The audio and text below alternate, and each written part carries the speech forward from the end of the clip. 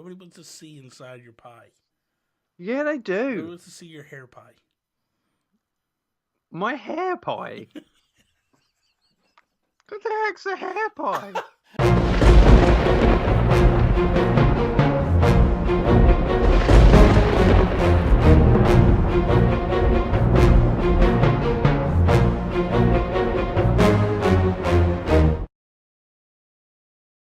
What is up, everybody, and welcome to Season 3, Episode 13 of the Nintendo PlayStation Podcast. I am Bobby, the Nintendo Guru, joined by my best friend in all the land, Mr. Toby Thornton. What's up, Toby? Hey! Hey! What is that? What does that even mean on your hat? Hey? Hey! Angels. It's a baseball team in America. Are you a baseball fan? I do love baseball. But I don't really like the Angels that much. I just wanted a red hat. Hey! Would you stop? Don't be a tool bag, would you? I know it's very, very difficult for you to be a nice chap, but you know, you could be nicer. Okay, be nicer to me. I'll try my best not to go. Hey! I'm gonna do my best not to punch you in the face when I see you. You know what I forgot to do? I forgot to watch this trailer, man. I should do that, huh? Pause the episode. Yeah, we're gonna pause it. We're gonna stop the episode. We'll be right back. 1 second. Okay, all right. So, I gotta remember where we're at. You were leaving to watch the trailer. No, that part. I mean, I gotta remember where we're at in terms of like. I'm just looking at all the files I have on my desktop of all the different recordings. So I gotta make sure I get it all. I don't delete nothing. All right, yeah. So what are you up to, Toby? How you been? You're never gonna guess what, Bobby. Oh boy. What? Phil Spencer actually came to my house, dude. Oh, that's a callback. I'm like, what the hell's he? You wish. Yeah, dude. And you know what? He had the new Xbox with him. Oh boy. Here we go. He pulled it out of his pocket. Yeah, was it a PlayStation? It was a mobile phone. Oh good God. And he had a controller, and you could stream any Xbox game to it. That's nuts. It's amazingness. Oh my God. So anyway, let's kick this episode. Oh, stop it. Let's kick this episode off like we do each and every episode with our Geek Outs. Geek Outs! See, that's what I was expecting last episode. You did nothing at all. Because I had my hoodie on and I was feeling constricted and now I can wave my arms around.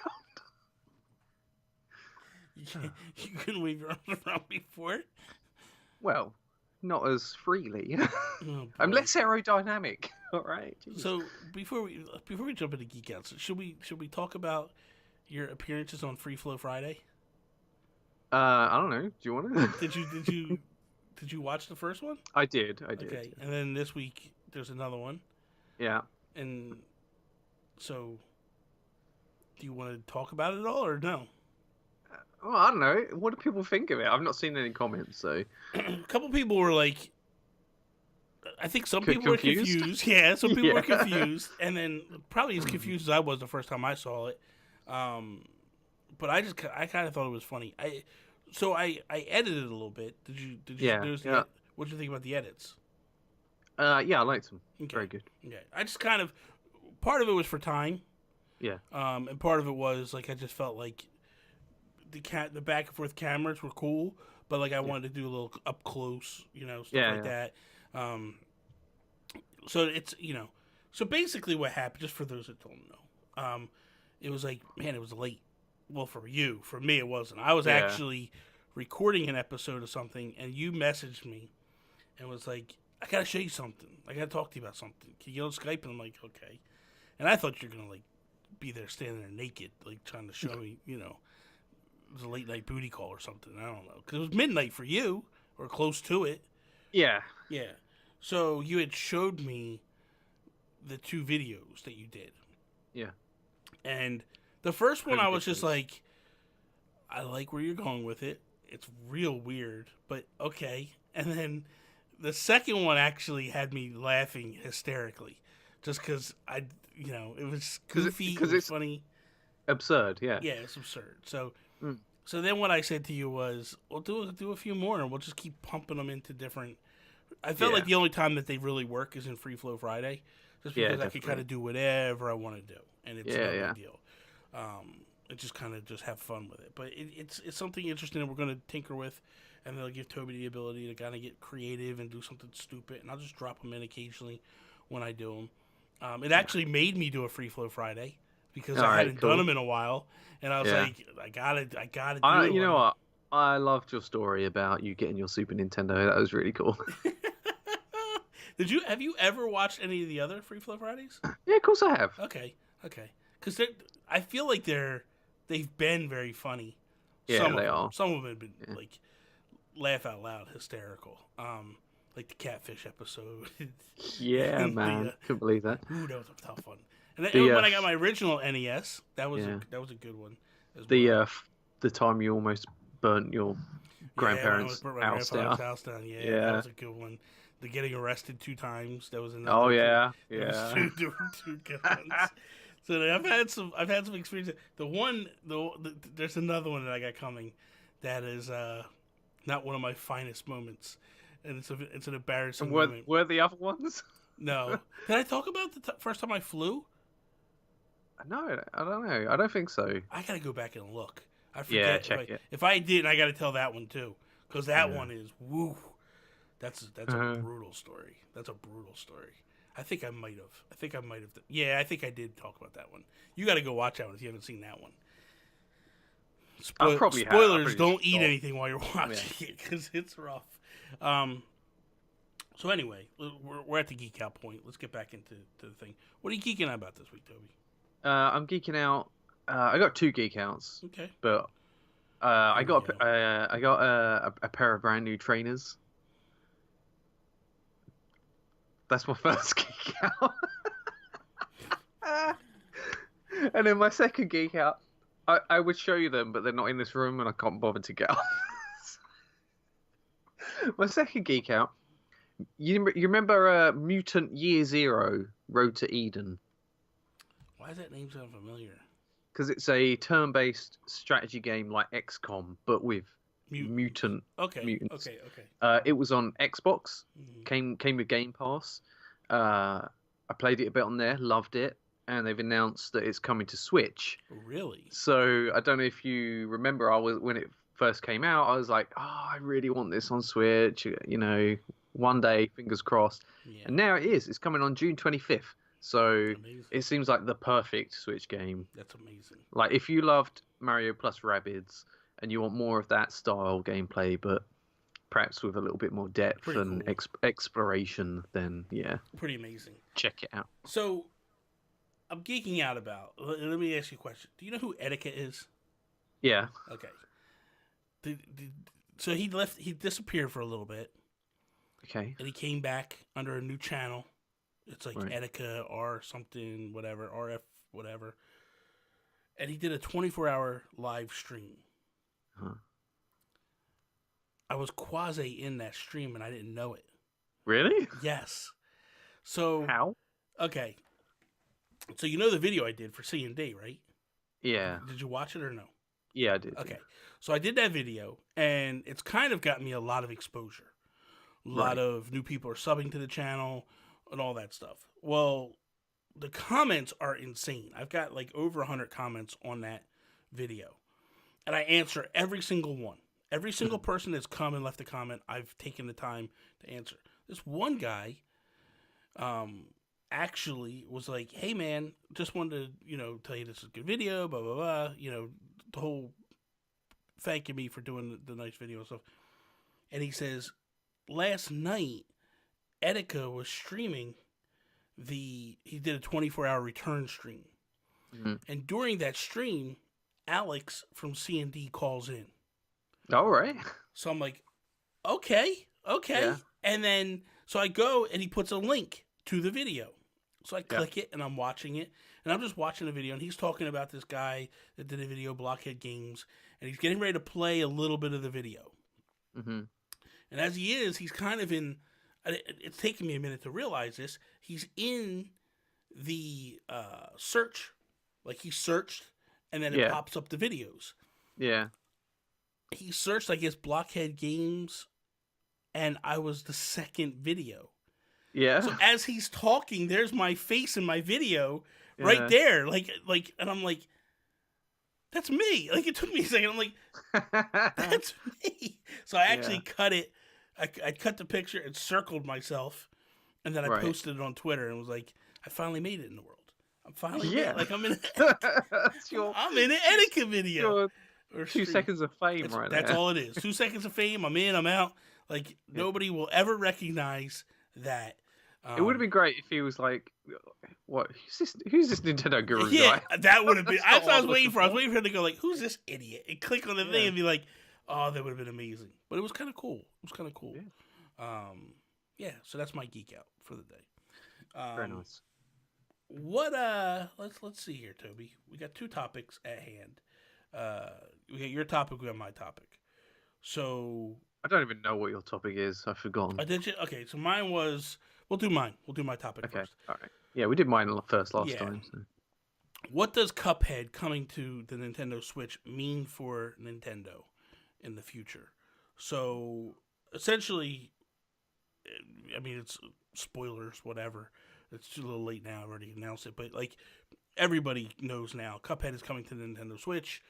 But I kind of wanted to have a discussion to talk about, like, what do we think this means for Nintendo, for their relationship with Microsoft? Like, where do we see all of this kind of going to? And that's where I wanted to go. So I'll start. We'll start with you. What do you think? So, I think it's interesting that I think the main reason Xbox is doing that, it's putting its games on Switch, is it doesn't see Nintendo as like a direct competitor. No. And it sees it more as a platform. Like it might look at mobile phones as a platform. So, because Microsoft's never had its own handheld, it probably never will. Like, it's just not its thing making that sort of hardware. So, I feel like it's pretty clever for them to go, we haven't got a handheld, but we'd like some of our games to be playable handheld. Yeah. Why not work with Nintendo? Yeah. And that's a pretty cool way of looking at it. And I would love to see Sony one day take a leaf out of Microsoft book. If they're not going to make a Vita 2 or anything, why don't Sony do the same thing and say, we want to get our games handheld again. Like, what's the best way to do that? Yeah. Maybe let's look at Switch as a platform. So, that's one way of looking at it. I mean, what's your take on that? So I look at it and I go, I think it's a multitude of things. I think that it opens the doors for a lot of things for both companies. I feel like for Nintendo, obviously, it's new content that Nintendo fans would love to play on the Switch. I don't think it's going to bring every single game. I don't think we see like Halo and all that. We might see the older, like the Master Chief Collection might show up. I'll tell you what you might see. You might see Halo Wars. Yeah, true. I don't think Forza is going to come. Like, I don't see that happening. I don't think the Switch can handle Forza. No. I don't see the new Gears of War coming or anything like that. But Gears of War Tactics. I mean, but I'm talking. You know what I'm talking about. Like, I'm saying that. Yeah, I agree that it's not going to be the AAA, big budget versions of these games. Because the Switch is not powerful enough to run it. Yeah. It's just not going to happen.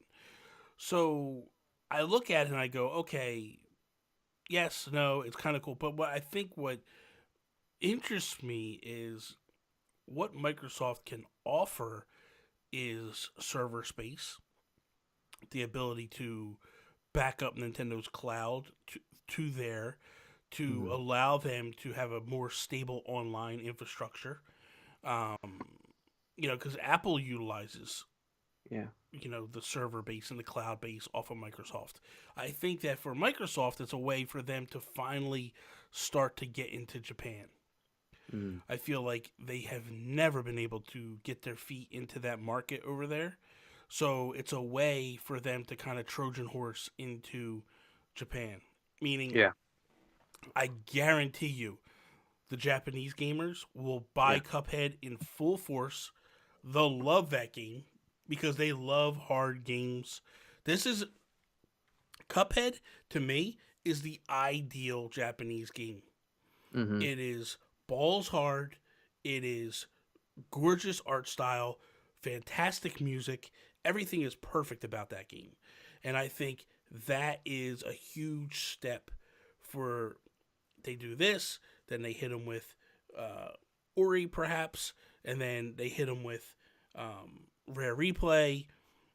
I personally think, and I've said this in a couple of different places now, I think there's a possibility of Sea of Thieves eventually coming, because I feel like Sea of Thieves is the perfect fit for... I feel like anything cartoony is the perfect fit for a Nintendo console. Mm-hmm. So I feel like Sea of Thieves is definitely something. So again, here's a game that, you know, Japanese players are familiar with Rare, but here's a game that they have not touched because they don't own Xboxes, and it's a way to get it in their hands. And I think personally, it's really kind of ingenious by Microsoft to kind of backdoor in, so to speak, because they've been struggling to get any foothold in Japan, and this is the ability to get shown firsthand, like, hey, this is what we can do. You know, if you're interested, buy an Xbox. So it could help them a little bit on the. I don't think it's gonna do gangbusters or anything, but it could get them more sales than they have, for sure. I think, Sea of Thieves is definitely more suited towards a Nintendo audience. I think perhaps it lacks a little bit of content. Like, people were disappointed when they got into it. I don't know how much that's changed now since it's been out for a while, but apparently, from what I hear, because they've added a lot of content to it, a lot of people are happy with it. But wouldn't it be cool though if that game just had like a second life on Switch? Because you think about it, right? So a year ago, Fortnite was successful, but the buzz, I think, the explosion really took place after Switch, I feel. Well, yeah, right around that time, it was getting massive. Yeah, definitely. And I think that push, because it put all new eyes on it, and, you know, it's at a Nintendo Direct, and everything's fired up, and it's like they just took that momentum and ran with it. And I think that's basically where you're at, where you look at a game like Sea of Thieves, they launch it at E3, and they go, hey, by the way, this is coming to Switch. It's available now. People would lose their minds. Like, Nintendo fans, I know, would be like, oh my god, we got a Rare game on Nintendo. I want to go play it, you know, and then they dive in, they start playing, they fall in love with it. And I think it's an opportunity, really, for Microsoft to sell more copies. Yeah. And you know what? Like, Switch Online, people say it's not good enough for the price. Like, I know it's cheap, but like, people are disappointed with the service. You know, in a crazy world where Nintendo and Microsoft work really great together, wouldn't it be cool if Nintendo Online was included with your Xbox Live subscription? So that way, you know, all the games are like cross-play with Xbox anyway already. So it's like, you know, you're paying to play online, and the benefit would be perhaps you could play the NES games online on your Xbox if you didn't. That's interesting, but I don't know, man. That's a tough one because I don't know that Nintendo would allow that. See, I think Nintendo would never allow their first-party games like Zelda, Mario, Splatoon. None of that, I don't think, is ever going to end up on another console. But their retro library may. Yeah. I mean, it makes sense. You know what I mean? Like, it does make sense to me to be like, okay, we're going to do this. I mean, I'll be honest with you. I talked about in a video this week that I would love to see Splatoon 2 or Breath of the Wild. You were talking about 4K Splatoon. Like, that would be crazy. God, that would be crazy, man. Like, you think about it. Like, you had a 4K. Like, that paint would look... so good. Even Breath of the Wild. Could you imagine Breath of the Wild in 4K? Like, holy... Because that's the thing. I feel like Nintendo could take full advantage of hardware like that. Like, they could, really but go crazy. At that point, like, no one would ever buy a Switch. If you could just buy all those games on Xbox. Well, I wouldn't do all of them. You know what I mean? I wouldn't do all. I would just kind of do, like, seminal games, like games that are just. But you know, Nintendo would be like, okay, we're gonna do them all, and it's But I would to play that Breath of the Wild in 4K. Oh my god, it's already one of the most gorgeous games I've ever played. Like you throw it in something that's crisp too. Yeah. Ooh, forget about it, man. And even Splatoon. Could you imagine Splatoon like in that like high HD res, like the paint and the splat? You could do so much with that game. Be amazing. But I don't see that ever happening. You know what I mean? Like I don't think that's ever going to be a thing. Yeah. But it's when you look at the relationship between Nintendo and Xbox and how it's just blown up and like over time, it started out as rumors and nobody believed it, and and now we get this. And the one thing that people are missing, Hellblade is coming to Switch, and that's owned by Ninja Theory, which Xbox bought out. Yeah, and I feel like that was the first step. So they were like, "Hey, we're bringing this," but nobody made a big deal about it because of the name Ninja Theory. And they didn't turn around during that Nintendo Direct and go like, "Thanks to our friends at Xbox," like they did with Cuphead. Like the fact that they announced Xbox on a Nintendo Direct type event is mind blowing. Yeah, because they've never mentioned the competition's name. So it's kind of cool to see where they are, where things are going. Yeah, I still think it's very early in their relationship. Yeah, they're going over to each other's houses, they're hanging out for a bit, they're having a little smooch, and then they're going back home. So I think eventually they're going to stay over, and things will get a bit more serious, and some things might get exchanged, some video games, Yeah. But yeah, I think that relationship's only going to get stronger. I think Nintendo views this as strictly a business thing where we're gonna benefit off of this one way. I think Xbox views it as a business as well. Like these are absolute business relationships that if they make sense, they make the company money, we continue to see this. If it doesn't make the company's money, they're not going to do it. And I think that, like I said, I feel like Nintendo has a lot to gain with the knowledge of Microsoft and what they bring to the table in terms of like in online infrastructure. That's one thing that Nintendo has struggled with for so long. And if they were just to go, hey, just fix this, just do it. You know what I mean? And if they were able to do that, it'd be unbelievable, honestly. Yeah, insane. Yeah. And that's the one thing I want to say. Like with Nintendo Online, I don't feel like Nintendo Online is bad. Like in terms of like playing games online, I don't have any problems. I don't know where a lot of the gripes come from. The only time that I tend to have a problem is when they do big events. The last Splatfest I played, I really had no issues at all. Typical Splatfests were crashing, not able to do the matchmaking, having troubles. This last one, I had no problems at all. The only game I have a problem with is Smash. And that's because it's more peer-to-peer rather than server-based when you're playing online. But when I play Mario Kart, and I play Mario Kart every single night with the community, we get about 12 people in the rooms. Nobody's dropping out. Like, you don't see people dropping out every single race. It's the same, everybody starts and does a tournament together. We don't have problems. It's a blast. And I don't know where I think people just haven't tried it and they have a problem with it. But ultimately, I don't feel like it's the worst. As far as like the games and the value and all that stuff, like that's up to you to decide whether the value is there or not. For me, I feel like the value is there. For a lot of people, the value is not there. It is what it is. But ultimately, I think that there is a lot that Nintendo could learn from Microsoft when it all comes down. Yeah, man. So what's your topic there, Tobes? What you got for us? My topic is Battlefield 5 Firestorm. What do we think of their new Battle Royale mode? First thing I gotta say is I am so sad that this is in first person. Because I would struggle to play this game. Yeah. But that aside, me looking at it, holy cow. This is fantastic. Like, This is something that I know playing battle royale games would love to play.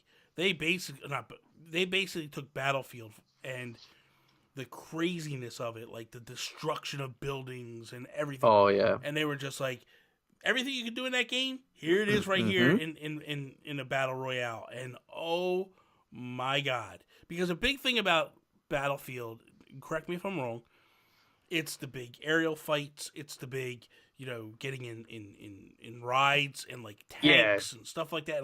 And they lean into this big time in this game. Absolutely, yeah. The multiplayer has always been strong in Battlefield games. You've got the different modes where you've got your deathmatch type mode and your conquest thing where you're taking over territory and all that. But yeah, this is 64 players per map. The map is 10 times bigger than the largest map in Battlefield 5. So it's an absolutely huge map. You can play in 4-man teams or solo. There are 17 vehicles to choose from at launch that spawn on the map. And there's even little vehicle caches. Yeah. Like there's lots of unique things in this Battle Royale mode that I love. One of them is you can come across these underground bunkers almost that you have to work together to open the doors, and inside there might be a big old tank that will give you an advantage. And that is so cool that there's a risk reward there in how long it takes you to open up. There's other things where there might be like a safe that you have to unlock to get more rare weapons and items. And again, that's a thing where you've got to defend your teammates while they try and crack this safe open. There's resupply points, like objectives that you can complete to get airdrops to come down. And it just seems like in the trailer they showed that there's just non-stop action. Like it's very action heavy. It seems like the focus is less on the stealthiness of, say, PUBG, where it's much more slow paced. You can call in airstrikes. Like that is insane to fire a little flare gun at the ground, and then a few seconds later a massive airstrike comes in and takes your enemy out. That's war. Like that's what this feels like. It feels like war. I just think it's really exciting. I also like the fact that the storm is a fire around, and it's coming in.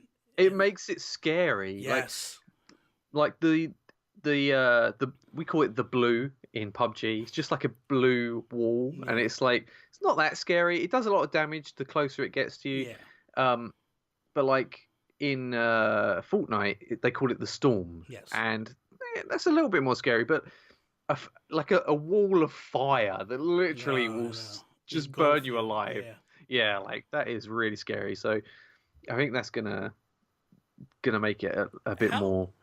Let me ask you a question, because I don't think we've ever really talked much Battle Royale on this show. I'm a big Fortnite player. You're a big PUBG player. Yeah. How much do you tinker in the storm? It depends. Obviously, late game you can't really spend much time. No, because it eats you up health wise. Yeah, so early game you can actually spend a lot of time in the blue or the storm. If you've got a vehicle, then even better. Like just take your time. Just don't worry. Like if you can put, you get boosties. We call them boosties, which is like heal over time items. Yeah. So if you got them going and you're just driving through it, it don't really matter too much. But yeah, like I'm not sure, like tactically how it's going to play out. Whether you can actually sit in the fire and just burn up for a bit. I'm not sure how that works. Yeah, I don't know how that works. The thing with me is like the times I've played. I remember when I first played, I spent a lot of time in the storm. Now I kind of have it timed out where I know how long before I got to get. The one that amazed me was Joseph Moran. He knew how many seconds it took to get through each block, each grid block. So what he would do is the minute that the storm would get announced, like they put the circle, He'd pop his map up, count the blocks, do the math in his head, and then Yeah. go, okay, we have to be out of here by this time. Yeah. And get moving. Like, that's the last final second we have to go, or that storm's going to eat us up. And 9 times out of 10, it was very close. His estimates were very close. But I like to, we like to mess with the ring. Like stay on the outskirts. I feel like that's when I'm the most dominant. Is when I'm just getting to the end of the skirt, and the storm is just coming up behind me. Because it kind of keeps you a little safe being up against that wall as it pushes. Obviously, again, you get to the final at the end, and you can't. You gotta it's a free. Excuse me. It's a free for all. You at the end you got to stay out of it. But I've kind of always felt like that's when I'm the most dominant. Is when because I find the most weapons. I'm geared up. Like I'm surviving. I'm getting all the good stuff. Like it always feels like that's the best time. When I'm out in the middle, I tend to get picked off because it never fails. Like I feel like I'm doing good, and then someone hits me from the left or the right, and I don't see it coming. Yeah. Here's a question: how much do you rely on buildings? I don't. You don't. So you don't like to hunker down in a building. No. I thought you meant building, like build. No, yeah. No, actually, I don't build at all in Fortnite. I'm not very good at it, so I don't do that. But like, I will go in a building, and I'll kind of assess the situation. Yeah. And there's times where I'll stay in a building, and just wait to see where the circle's going to go. So if I see the circle's like far away, then obviously. But if it's something that's like not that far away, I'll stay there for a little bit and kind of let things kind of evolve and open up around me, and then make my I'll game plan. I like to play a little bit more slow, methodical. And then when it's time to go, I'm ready to go. Like when it's time to. There was a time when I'd stay in buildings as much as I could. I was so bad at it. Now I'm willing to get out and go chase someone and go head on with somebody. If I die, I die. I used to be so afraid of dying that I would never leave the buildings. Now, if I'm in the buildings, it's more strategic. It's more, let me kind of see, I need to take a breather. Let me just take a moment to figure things out, what's going on around me, and then boom, we're off and going again. Yeah, I tend to find that buildings are quite scary, particularly in the final circles, because when you get there, if you don't get there early, there's people already in there. Yeah. And I don't want to go into buildings when there's people there. And the thing is, if you do get there early, people are coming to take that building from you. Yes. So that's interesting because in Battlefield 5, because there's so much destructibility in the buildings, that's going to completely change that dynamic. Like you might feel safe hunkering down behind that wall, peering out the window. Yeah. Someone's got a big old tank and they're pointing at you, or a rocket launcher. They're going to just blow that wall down, and you're just going to be exposed to the elements. So I think that's just going to completely change up the way people play the game. I think there's going to be a lot more constant movement, just hunkering down behind a hill, having to shoot and run and then find more cover. I think it's just the whole thing's going to be much different, in terms of the pace of the game. Yeah, I feel like this one's going to be a little different because I feel like you kind of gotta, especially when there's tanks and stuff coming. Yeah, you don't want to be seen. You want to hide from that stuff. I mean, you can get anti-tank weapons like landmines and grenades and everything, but you got to find them still. So you've got to be got to be prepared. You don't even know. You put that mine down, you don't know if the tank's going to roll over that or not. Have you guys tried Apex at all or no? They have, but I haven't because it's still only 3-man squads. So oh yeah. What's their talk about it? So Alex is in love with it, even more than PUBG, I would say. Mike and P, they're not so much. They like how fluid it is and the action, but you can die very quickly in that, and it gets very frustrating. They like the more slow-paced, methodical approach that I do. Yeah. But we've all decided as a foursome that we're all gonna try out Battlefield 5 Firestorm. So I'm very excited about that. Can we get me, you, Drummy, and P to play Fortnite?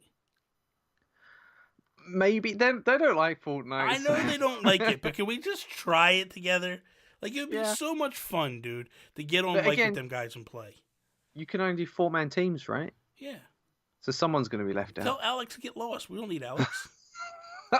Oh my god. We'll just do P and Drummy. Okay. P. Listen, this is what we do. We put P and Alex in a creative mode. Let them go 1v1. Whoever wins comes along with us. The other ones get I like lost. That. Right? That's fine. Those guys, I've said it before, and I've said it's not. I've watched you guys play GTA together. You guys are just nasty together. You guys are like, when the thing of it is what I mean by that is you guys work so well. When it's go time, you guys work so well together. It's like there's a playtime where it's balls to the wall and you're just goofing off and you're shooting each other and throwing doing super smoke stuff. grenades. Yeah, you don't care. And then all of a sudden it's like, boom, it's go time. And like you drop the hammer and you go. I really wish you need to stream that more. Yeah, definitely. We had a couple of chicken dinners recently. Did you? Yeah, on the desert map, Miramar. And the first one was probably our favorite match we've ever played. Yeah. It was so good. Like, we were very strategic and methodical. We all had sniper rifles with long scopes. And then it got down to the end, and we had this hill. And we had so much advantage being up on this hill, being able to look down at everyone, because there was just sort of wheat fields and hay bales and stuff. So we're up there behind these rocks. Everyone's running in from the circle, jumping behind tractors and hay bales and everything. And we're just picking everyone off one by one. And then it got down to this last team, and there was this little wooden, like, shelter thing with a couple of hay bales in it. And they were just tucked behind that. And you could see them poking out every now and then. They knew kind of where we were. But we all decided, right, let's just go. So Mike went down the hill on the right. P and Alex went down the hill on the left. I went down in the middle. Alex decided to run in up close with his ump. And then Mike came in from the other side. And we sort of pincered them right in the middle. They had nowhere to go. And we just killed them. And it was just so beautiful. Like, it felt perfect. Like, we had the perfect, awesome. The perfect strategy. And then we had another one recently where we ended up in a building. And where there was this one team in the building, and we were approaching outside. There was like a little garage next to the building. We thought they might have been in there, but they were actually in the main building. So we sort of cleared around the outside. We were in the garage. We could hear them running around. They were throwing grenades out the window and stuff. And then the circle got to its smallest point, and we were like, where are they? Like, we could see inside the building, couldn't see them in there. It turns out they were upstairs, and they were like stuck up there because they knew if they came out, they just get shot to crap. So we're all hanging around outside. When it gets down to the final circle, it waits like 10, 15 minutes before it shrinks to nothing. So it's like a stalemate. Like, they're poking out the window. We're just hanging out behind the garage. Nothing's happening. And then, like, eventually it starts to shrink, and then one jumps out the front window, one jumps out the back. The guy that jumped out the back died to the blue instantly. The guy who jumps out the front just popped down in front of me, literally right in front of me, and I just shot him to bits, and we won. So it was a little bit of a weird finish to that game, but it was still exciting. I have a couple. I haven't been able to get many wins recently. With Season 8, it's been a little bit tough. It feels like some of the weapons are unbalanced. The shotguns, like, I've gone and I've played people and I'm hitting them in the head with a shotgun and it's doing no damage at all. Because when you die, I totally get that. Yeah. When you die, you get to see from the player's perspective, and you can see the health that they have. And I know that I blazed this guy like 3 or 4 times with my shotgun, and then it goes and it's like 10 off, like. I'm like 10. That's all I took off was 10. And they're like one-shotting me almost. You know what I mean? It's like, how is this possible? Like, he's got a shotgun, I got a shotgun. He's jumping, I'm jumping. I'm hitting him. He's not hitting me. And then he one-shots me and kills me. And I'm fully shielded up. So it's like, there's something off with it. So it's kind of frustrated me a little bit because I was playing matches. I was just dying real quick. And I was like, this isn't normal for me.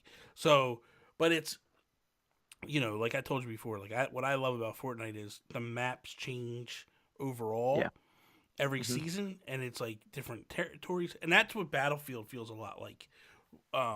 where you have a snow section, you have a desert section, you have a jungle section. That's really that way like it is with the new Fortnite. They opened up this volcano with a tropical like jungle section, and it is really cool. And they got like pirate ships up there and all that stuff. You can go in and raid the pirate camps and stuff and get some good loot and stuff. So it's a lot of fun, man. But I've had moments where like I get in these modes.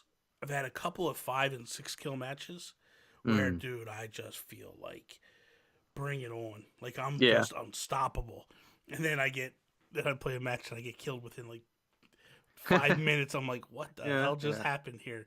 Yeah. So it's fun to get in those matches where you're just wiping people out. Yeah, but it doesn't happen as often as I'd like it to. Yeah. I watch guys stream and I'm like, these guys are just unbelievable. Yeah, dude, there's this guy I watch who plays PUBG. He's called Wacky Jackie. And he is like, every time I see him, I swear he's the best PUBG player in the world. Like, he played this game and he got 23 kills in a match.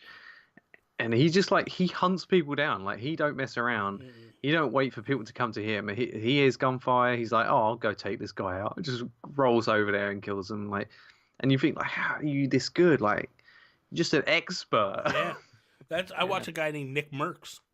Yeah. Very similar. He was going for a record of 30 kills in a match. And I'm like, dude, 30 kills? That's insane. Yeah. Do you feel sorry for the other people who play on that match with him? Yeah, it's like, you got no chance, man. Yeah. And he drops in Tilted, which is the most congested place on the map. Everybody seems to go to Tilted. All the best players go to Tilted. So it's like, he goes in, he wipes them people out, and then he's like, okay, I'm up to like 15 or whatever, 15, 20, I gotta push. And then he starts going through the rest of the map trying to find people to kill, and it's like, oh my god, dude. That's this funny, guy isn't it? Is insane. You must have a totally different mentality about how you play the game, knowing that you are that good. Yeah. It reminds me of The Matrix. You know what I mean? Like when you watch The Matrix and he's like, he goes into this thing and he's just unstoppable and he can see things and do things that people can't do. And it's like, oh my god, this is amazing. So, real quick, let's jump into what we're playing. You playing anything new, or what are you doing? Yeah, I got a couple of new games. What you got? So, first of all, I checked out a game called Golf Peaks. I think it was a mobile game, but it's like a turn-based golf game. Okay. On like an isometric grid, and instead of being able to just choose where you go and how you play it, at the bottom of the screen you have cards. And each card has like a number and a direction on it. So it'll be like, if it's a straight arrow with the number 3, that means you move 3 squares in any direction you want to go. If it's got like a arched up arrow, that means you can do a little hop. And you basically use those cards to figure out how to get to the hole at the end. And you've got to traverse different types of tiles that affect you and the ball in different ways. So it's different. Yeah, it was. I got it on sale. It was £2.50. Very, very good. Trust me, this is actually good, Bobby. You should check this one out. Golf Peaks. Better than a pizza parking. Yeah. You can tell it's a higher quality game. And there's, I think there's like 109 puzzles or something like that. So keep you busy for a couple of nights. And also. Well, should I do another game, or do you want to do a game? I can jump into one. I've been playing Dragon Quest Builders again. Went back to that and started playing. I beat the first chapter, and the second chapter was just so hard that I walked away from it. All right. And I was like, I just don't have the desire. Plus, the second chapter is very dreary, and like rains all the time, and it's just everything's dead, and it's dull colors, and it's just blah, right? So I just couldn't get into it. And then recently I've been watching a couple of friends of mine that stream called the Nintendo Power Couple. And I've been watching them stream this game. And I'm like, oh my god, they're like chapter 4, and like they're building castles and stuff. I'm like, I want to go do that. So it got me the urge to go back. Plus, with Dragon Quest Builders 2 coming very soon, I want to kind of get back in the rhythm again. So when that game comes, I could dive right into it and play it. But I love this game. I love this game. It's so much fun, dude. It's so much fun to go out to mine and actually feel like, okay, once I mine, I have to come back and do something with it, not just mine to mine, you know? Yeah. So it's a lot of fun. I enjoy it a lot. That's cool. Yeah. I've been playing Triple P game. I've been playing Pipe Push Paradise. It's another puzzle game. And this game makes me feel stupid. Like, it really, I can't wrap my head around this game. What it is a top-down game where you go into these little rooms, and it's grid-based again. And there's two or four or six pipe ends that are spewing water out, and then there's different shaped pipe pieces laying around the floor, and you've got to push the pipes into position that connects these water things that are spewing water out. So you've got to make fix the pipes basically. However, you have not only do you have flat pipes that you can roll and push, you have like L shape and S shape pipes. And if you push an L shape pipe from the side, it will roll upwards, and then it will roll flat, and then so on and so forth. So you've got to figure out in your head like a 3D space of how to position the pipes, because these rooms are very tight. You don't have a lot of room to move these pipes around. Yeah. It's very, very tricky. So, and like the first, say, 14 puzzles are labeled as easy. I've done 8 of them, and I'm like, this is the easy setting? Like, these are the easy levels? Like, I feel so dumb playing this game. It's unbelievable. Oh my god. Yeah. You like them really hard games. Yeah. Like The Witness. Dude, I love The Witness. You think it's going to come to Switch? Yeah, I think it will. I think it should anyway. Yeah, it should, you would think, right? Okay, so let's move into our quasi new segment at this point. I mean, it's not really that new anymore. We've been doing it for a few weeks. From Out of the Warp Pipe. So here we go. First question we have is, what is your favorite Nintendo series, and what game in the series have you never played / completed? All right, so everyone knows my favorite series is Zelda. There's probably a few that I haven't completed, but I don't think there's, other than like the CDI games, I'm not sure if there's any I haven't played. But I think my biggest embarrassment is Majora's Mask. Okay. I've always been terrified of this game because I get anxiety over time limits. So the fact that a sprawling adventure like this has you having to repeat days and rewind time and repeat things, and certain things stay done but other things don't, like that whole thing is like, that's not really what I want from a Zelda game. And I know that, you know, there's ways to, like, you can bank money and save your rupees, and I find Zelda relaxing, and this puts pressure on me to get things done. And so, like, I've never really got into Majora's Mask. So I'm with you. So for me, Zelda as well is my favorite. But there's a few that I haven't played. I never played, what is it, the Ages games? 2 Ages? Oracle of Seasons and Ages. It's a season, yeah. I just never had any interest. I wasn't really, truly... The 3DS was the first handheld that I really got into. I owned a Game Boy Advance. I owned the original Game Boy, but like they weren't my go-to consoles because I didn't feel like the gaming was great on those consoles. I always felt like there were lesser versions of Nintendo games. So it never drove me to play those games. Link's Awakening, like I never beat it. That's the game I never beat. I got very far, just never beat that game. So that's the one that I never beat. As far as never played, there was a couple that I played real shortly the Wind Waker looking one, like the Phantom Hourglass and Spirit Tracks. Spirit Tracks. Like I started playing those, they just weren't that good. So I stopped pretty quickly on those. For a while though, it was Wind Waker. Wind Waker was the game that I played for a while until it came to the Wii U. When it came to the Wii U, I fixed that and I went back and I beat it. But man, there was a long time that like I got to a certain point.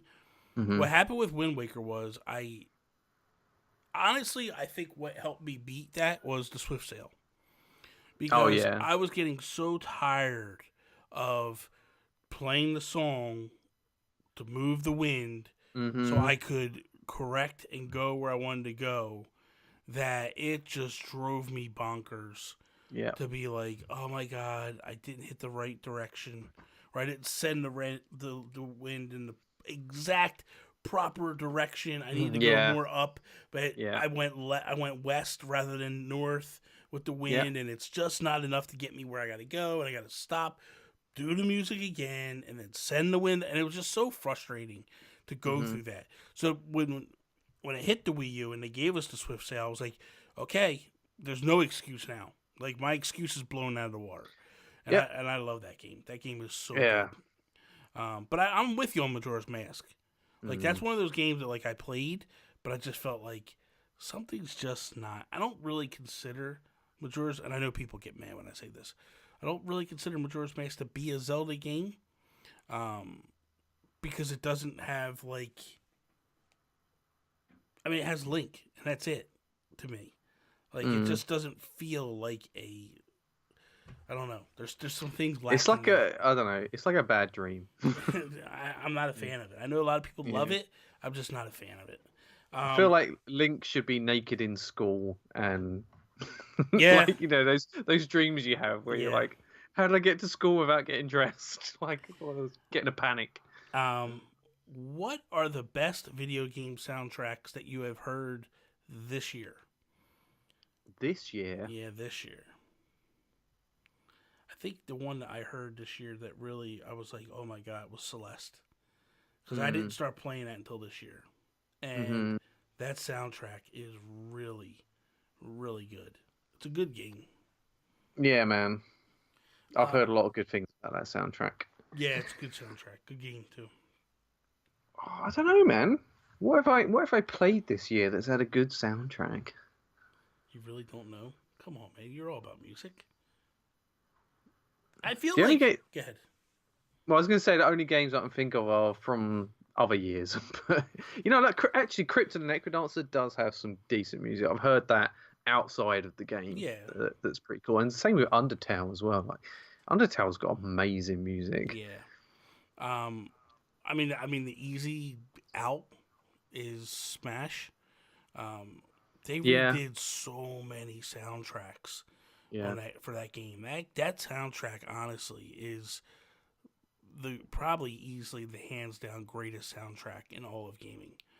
Like, I think Pizza Parkin has got really great. Stop it! Stop it! Mega Man 11 has a decent soundtrack as well. It has some good catchy tunes. What do you think of Tetris 99 music? I think it sucks. Do you? Yeah. I think it works for like how frantic, like when the pace picks up and you get down to the top 50 and top 10. I wish it would just do like the old standby, you know, the songs that like didn't like to get you like because when they start to pick up, you start to get I don't know, I'm just not a fan of that. I'm not really a fan of that game, if I could be honest with you. No, I think it's just really super hard, man. Yeah, I think that game is very difficult to get any traction going. Because, dude, if like 3 people team up on you, you're done in a second. Yeah, you got to be good to defend yourself. Yeah, it's nuts. Final question that we have is: when Super Nintendo World opens in Universal Japan, what Nintendo themed food would you like to see? I.e., the butterbeer from Harry Potter. So Universal does this thing where they have themed foods. Yeah. In the thing, is there any types of foods? So, all right. So very clearly, you need to be able to buy, like a Donkey Kong like banana sundae thing, like something related with bananas and Donkey Kong. Yeah. But is there any type of food that you would like that from a Nintendo game? I mean, let's be honest. With Breath of the Wild, oh, dude, with yeah, all actually, that cooking, like, that's could right. you imagine if you were to go up there and say, like, "Hey, man, I want to add this, and that. Like, I want to make your." Imagine it was like you make your own meals, kind of. Yeah, if they named it like the meals are. Yeah. In the game, that'd be so cool. What about like a Birdo burger? You're messed up. I mean, well, okay, so in Mario, like, could you imagine like cupcakes that are like mushrooms?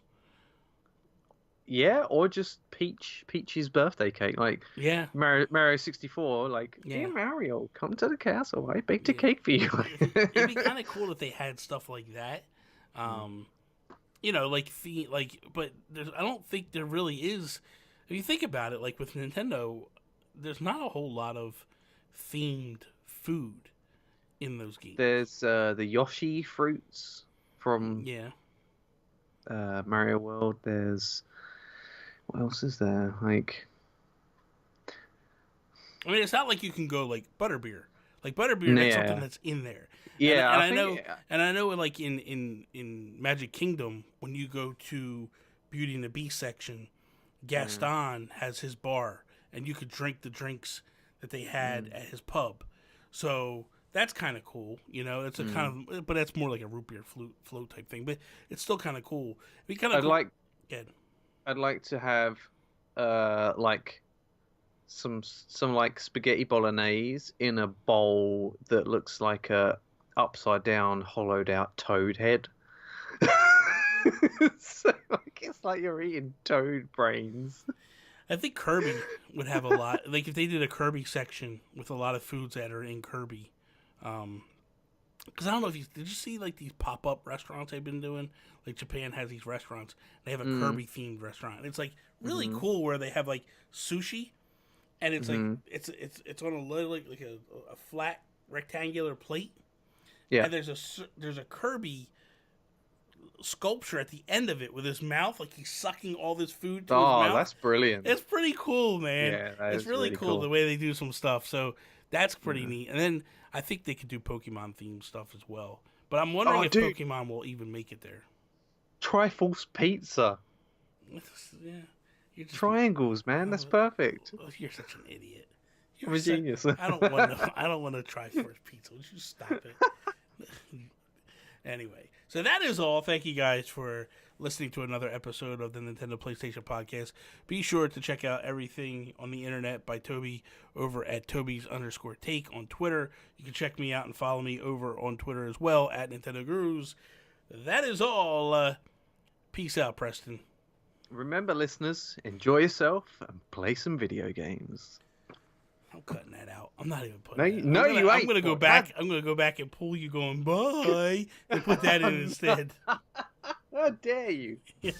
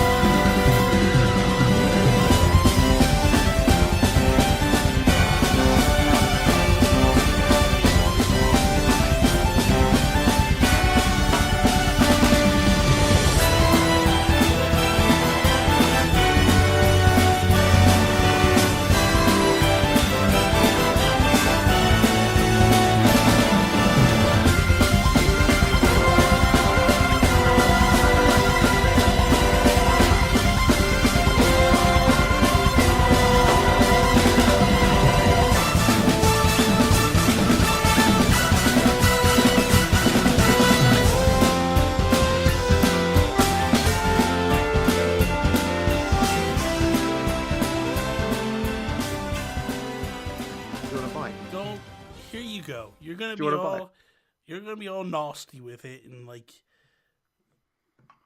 Do you have right? So American Pie, right? Mm-hmm. No, I don't have sex with a pie like an American Pie. Well, that's not where I was going, but Okay. so do you have like mini versions of like an apple pie in America like this? But they don't look like that. What do they look like? They're like long. Long. They're like. But they're round. No, they're like rectangular. They come in a cardboard box. Mm-hmm.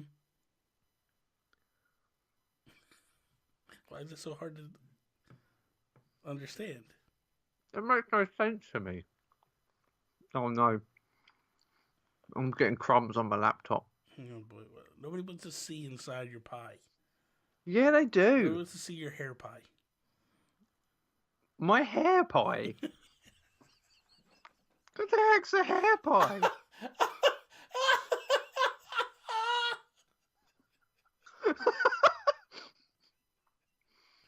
Oh my god, it's good. What the? Oh my god, Bobby. Oh, it's gonna start the episode off. Oh, my hair pie?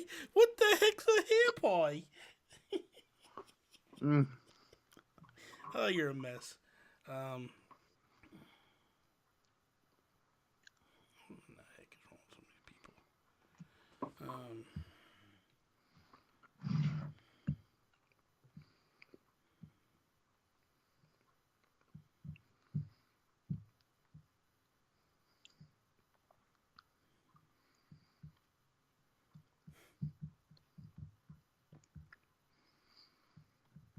Okay,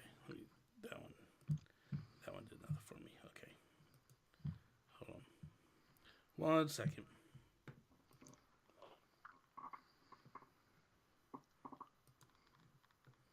I'm sure people are just enthralled with watching you eat a pie.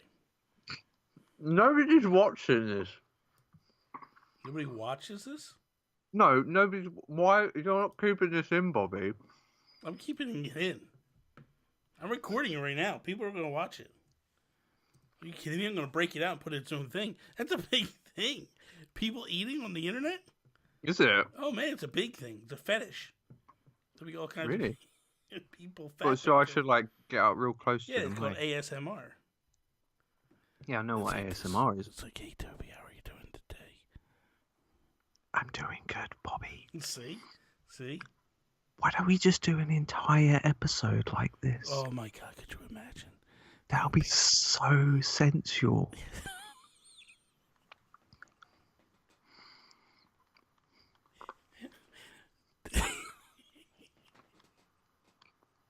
I can't even say. What is up, everybody?